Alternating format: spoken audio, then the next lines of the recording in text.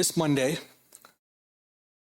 of course, is going to be I'm not going to say the most expensive holiday that we celebrate, because as a church, we already know the most expensive holiday that we celebrate is Easter, sacrifice and the return of Christ. This is, however, as far as our country is concerned, our most expensive holiday. Okay. I'd say, as far as we are concerned as Christians, it's the second most expensive, because every minute, every second of every day is paid for. And this is the day that we celebrate it. Every hamburger that's had, every hot dog that's made has been paid. Every spin around a lake that someone takes, every party that someone goes to has been paid. A debt bought and paid for in the blood of other people. It's not a day about who has served. It's not a day about who is serving. It is a day of remembrance for those who have fallen and made the ultimate sacrifice for our way of life. It's to honor those and to pay remembrance for those who will not come home and those who came home with a flag draped over their body. The moms who never saw their child again, the dads who wept in private, the wives and sometimes husbands who raised their kids alone, the kids who will only remember that parent from pictures and stories told. It is not just a simple day. It's not a simple holiday. It is a day of remembrance and reflection. And to remember that every breath that you breathe has been bought and paid for. With that said, I'm going to go over a few rules for Memorial Day. Number one, do not wish any veteran, any active duty service member, or for that matter, anyone, a happy Memorial Day, because there is absolutely nothing happy or joyous about death. There's nothing joyous of men and women dying. Number two, it is not a holiday. It is a day of remembrance. We need to remember that.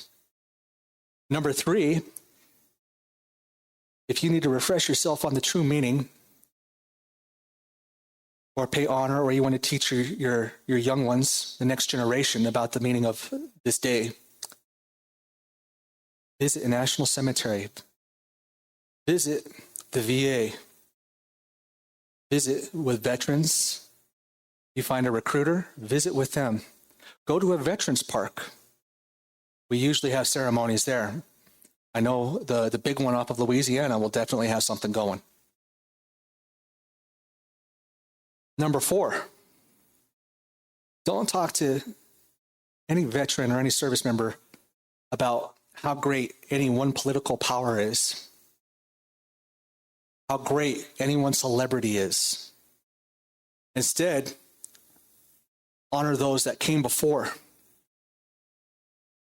Men like Chesty Puller, George Patton, John Basilone and Mitchell Page, Ira Hayes, Chris Kyle, and the list goes on.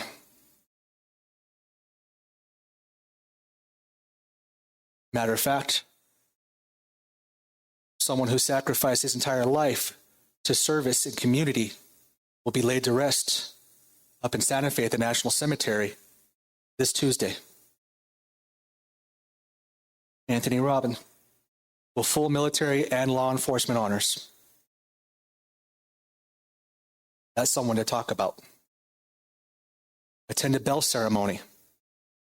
There's many to be had.